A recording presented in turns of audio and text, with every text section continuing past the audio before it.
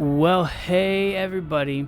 In this episode, we are going to answer this question: why I believe that every single youth ministry needs a strong social media presence. We're going to look at some trends, some statistics, and share with you why now is the time to double down, to engage, and to make social media and a digital presence important in your church's student ministry. Well, hey everyone, if you and I have not had a chance to meet, my name is Nick Clayson. I am an actual youth pastor in the DFW, Dallas-Fort Worth area, host of the Hybrid Ministry podcast, so welcome to that.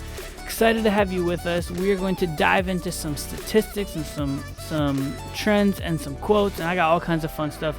If you are not already subscribed to our YouTube channel, hit that subscribe button, hit that notification button, hit that like button. All those things help us get seen by other people who also need to hear this message about the importance of digital and student ministry in your church in 2023 and honestly far beyond. So excited to have you with us. Hey, also want to let you know we got a couple of freebies, so link down below in the description in the show notes if you're listening on a podcast. Hit those up. We got your free ebook on how to create a complete TikTok from scratch. And in this episode, we are also going to, with that exact same link, we're going to drop another free done for you social media structure plan, 40 free videos, your social media plan. I'm going to give it to you for you and for your youth ministry. Make it happen. Download that ebook. Also, if you are a video editor and you use Adobe Premiere Pro, we have some free presets for you so that you can use those Adobe Premiere Pro presets in your editing. Completely free, super easy to use. Just want to encourage you to check those things out. A like, rating, subscribe, all those things. We are on TikTok. We are on Instagram. We are all the places. Hit the description YouTube. Hit the link in the show notes on a podcast. But without any further ado, let's hop in and let's dive in to the topic of why every youth ministry needs to have a strong social media presence. Let's go. So I was recently reading through the comment section of a YouTube channel, and I saw this question, and I thought it was fascinating, and I thought that it was worth exploring. The question read like this: what elements can we bring into our service and our church, whether innovative or just a mood that increases our relevancy to Gen Z and Alpha? It may cost us discomfort, but we are willing to stretch. First of all, I love the notion here that we are willing to stretch. Understanding that the times that we're in with Generation Z and Generation Alpha, Gen Z, most people are saying the youngest of them are born 2010 on up through young adulthood. Now they're in their 20s, mid-20s or so, just now graduating college, just now getting started to have a career.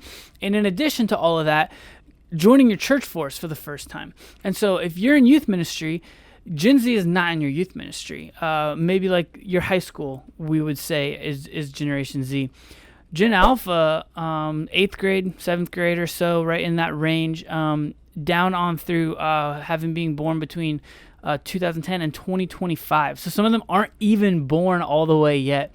They're in the kids ministry, but they're waving on up. So Z and Alpha are so completely different. I want to share just some kind of state of Gen Z, state of Gen Alpha statistics with you.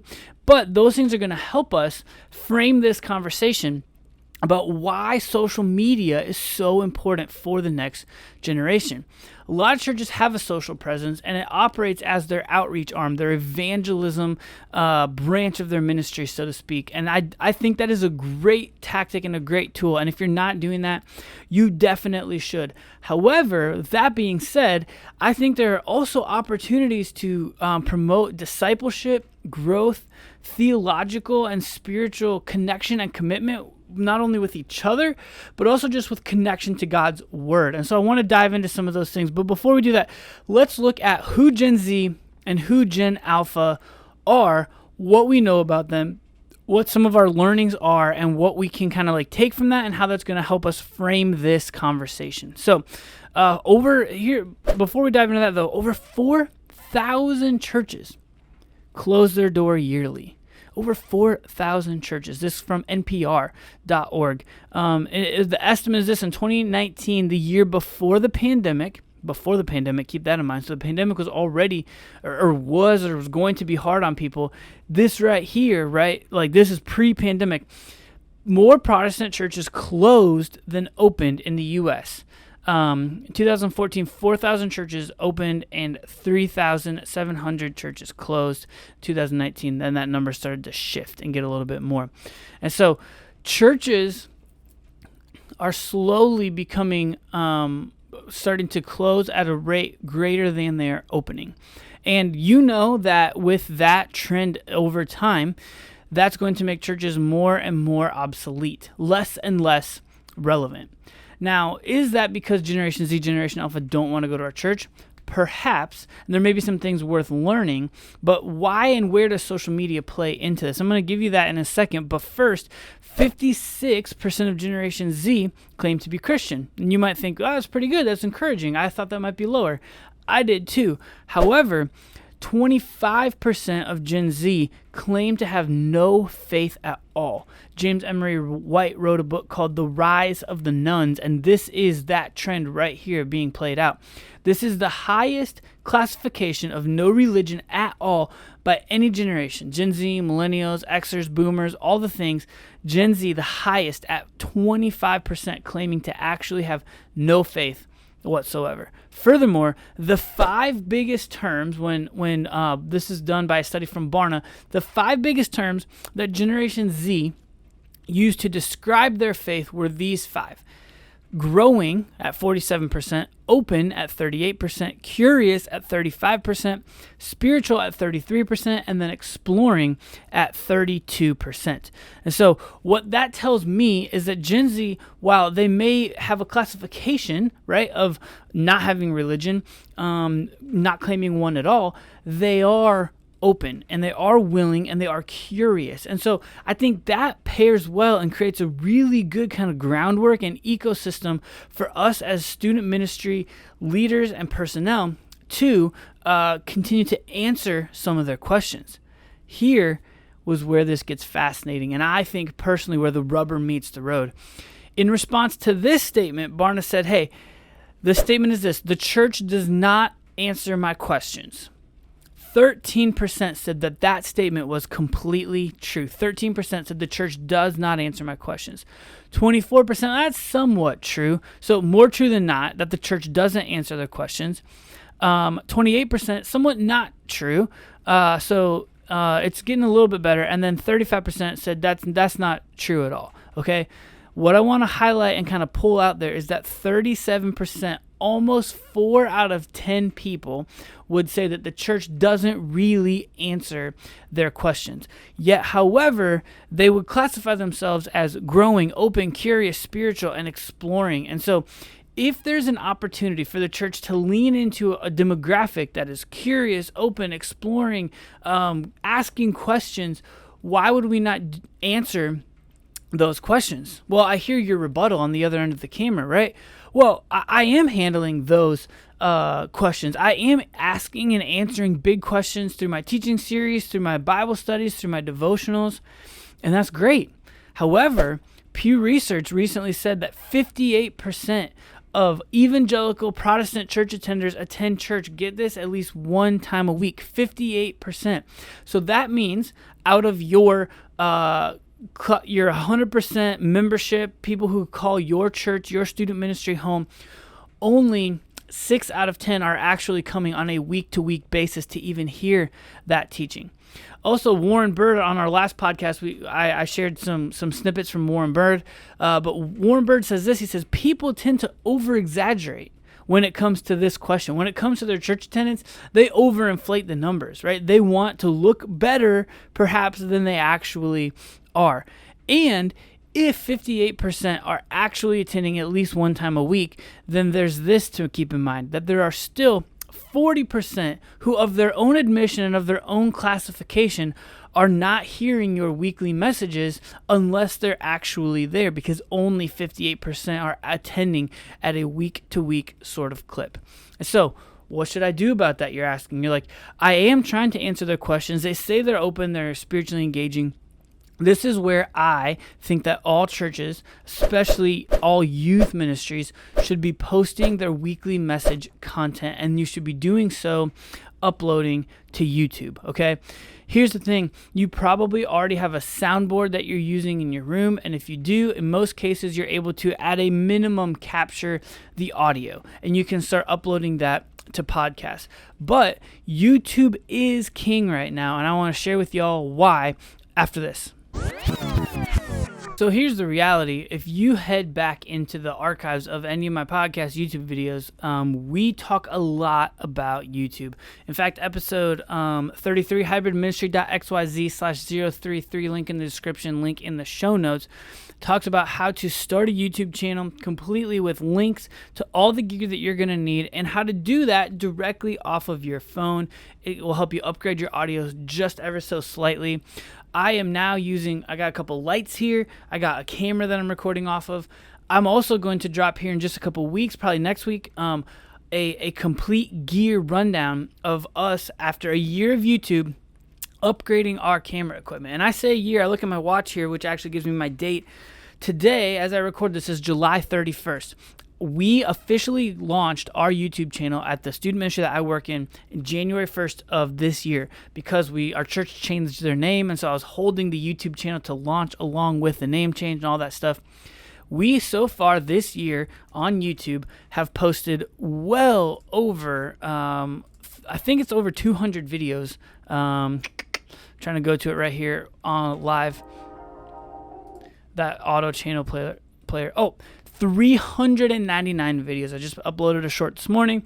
By this afternoon, I'll post my second short. We'll be at video number 400. Since January 1st of this year until now, July 31st, we are currently at 202 subscribers.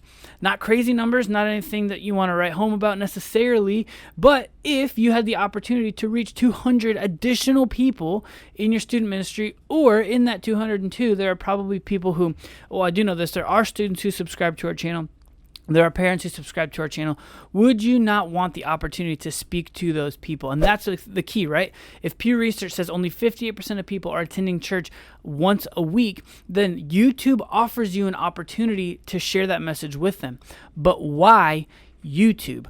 3.48 billion people, according to Hootsuite, roughly 45% of the world's population use social media. That's where they are. Millennials, which is not necessarily our target demographic, that's us as the youth pastors. However, this is a trend worth watching because millennials are setting the pace, I think, for some of these younger generations. Millennials say that they prefer YouTube to traditional TV 2-1. That's crazy to me. I don't, but that's how millennials are consuming it, and that's also how Gen Z and Gen Alpha are consuming it. I had a kid yesterday walk up to me, and I was recording some videos for some of our social media stuff, and he's like, I want to do it. Look, I have a YouTube channel. I have over 1,000 subscribers. And I was low-key jealous of him because that's my goal right now, is to get my channel up to 1,000 subscribers. I was like, no, you don't. Let me see. And he showed me, and he's just doing like goofy Minecraft tutorials and stuff like that. He has 1.1K subscribers via his YouTube channel. It is bonkers. Also, check this out. 51% of YouTube users say that they visit YouTube, get this, daily. So why should we be on YouTube? For all of those reasons. So if you want to know how to start your own YouTube channel, as a church, as a student ministry, you definitely should hit up episode 033, link in the show notes for that, and we will help make that happen, help you get the gear and all that type of stuff going. Now, here's the thing. In our context, this is why I want you to hear this. In our context, we are in a large auditorium space. We have a soundboard, but it's not retrofitted and it's not graded to live stream, okay? Our big church auditorium is, but our main service is not. And so because we're going to be delivering live messages, and I also want to post to YouTube, I had to have a kind of like reconciling moment. And what I decided was that I was going to do video. If you're watching our YouTube right now, it's just like this. Direct to camera. I'm talking directly into the camera with a scripted teaching video. We've got a teleprompter. It goes right in front of the camera here, and it scrolls, and you can watch it, and you can read your notes, and you can deliver a message with a YouTube hook that's hopefully engaging, with video, lower thirds, text that'll bounce in, bounce out, sound effects. You can weave in other clips, B-roll, all that type of stuff, but it's made for YouTube. It's not just a camera perched in the back of the room. which is what most of us do for time reasons. And here's why that's important. In episode 6 of this podcast, me and my previous co-host, Matt Johnson, looked at some of the findings of the future church. This was from BARNA. They dropped an ebook a little over a year ago called 6 Questions About the Future of the Hybrid Church Experience. We pulled out some stats. We chatted about it. I'll drop the link to that episode in the show notes. I'll also drop the link to the BARNA ebook in the show notes if you want to explore more about that. But I want to point 2 things out to you from that ebook. It says 60% of those participating in church that offer an online service during the pandemic say that this is the only digital offering that the church makes, their live stream of their service. And furthermore, 63% of church adults believe that the church should use digital resources for the purposes of spiritual formation and discipleship. 63% of churched adults, not Gen Z, not Gen Alpha, the church adults in this classification. So this is millennials, this is Xers, this is even maybe some boomers giving us some of this data. According to this ebook, they have a quote in there that says, if church is more than a building, can digital ministry be more than a sermon? And I would contend the answer to that is unequivocally yes. We're going to dive into the nitty-gritty, the tactical, and give you a free downloadable resource on how. Stick around for that. But before we do, I want to drop one more eye-opening thing out of this ebook. It said this. Faith. This is a stat. I'll put the graph on YouTube if you're following and watching there. Faith expression during the pandemic. The question was, do you use the internet? The percent answered yes. There are 3 categories: practicing Christians, church adults, and dropouts. 66% of practicing Christians say that they use faith and the internet. They use the internet for faith practices during the pandemic at 66%. Church adults at 56%. And dropouts, even those who've dropped out, at 36% say that. As a faith supplement, 52% of practicing Christians, 42% church adults, and 30% of dropouts as a faith supplement. And then as a substitute for physical church, 50% of practicing Christians say that, 46% of church adults say that, and 30% of dropouts would claim that. In addition, they broke that out with a deeper classification of church Gen Z, church millennials, church Gen X, and church boomers. Obviously, no surprise to you, Gen Z was the highest of that, 67% as for faith purposes, 56% as a faith supplement, and as a substitute for physical church, that was at 58%. So Gen Z, and mind you, this was old enough, so at least 18 years of age Gen Z. So that's not counting kids in our youth ministry, and that's not counting Alpha, because none of them were old enough to be polled on this survey. So if it's that high in churched adult Gen Z, how much more for the teenagers in your youth ministry? James Emery White has a quote out of his most recent book, Hybrid Church, Rethinking the Church in a Post-Digital Age. Said this vision, talking about the metaverse, this vision led Zuckerberg, CEO of Facebook, to change the name of his company to Meta. Zuckerberg described a grandiose vision of a metaverse as an even more immersive and embodied internet, where you're going to be able to do almost anything that you can imagine. Get together with friends and family, work, learn, play, shop, create, as well as entirely new categories that don't even fit how we think about computers or phones today. If you want a reference point, think of the movie Avatar.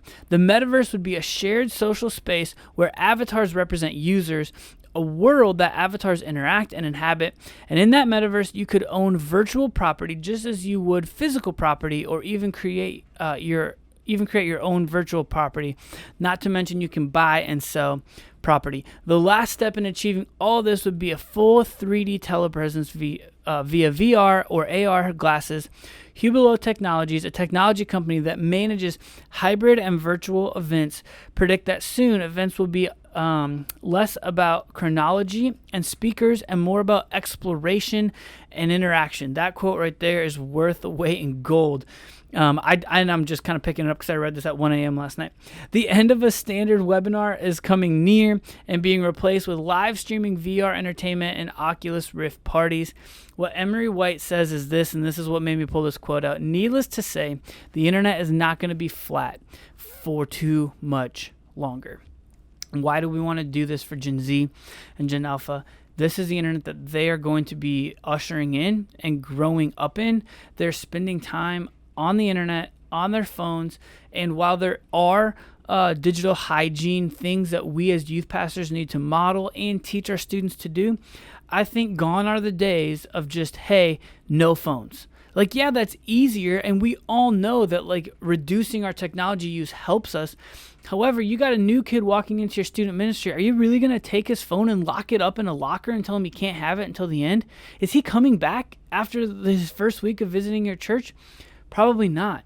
But if you help teach students, hey, here's technology, here's resources, here's a way that you can grow in your faith beyond the walls of this sermon and service, while I'm up here trying to answer your questions but give you more to study with, because this is what I was studying this week as I was preparing this content. And here's something for you.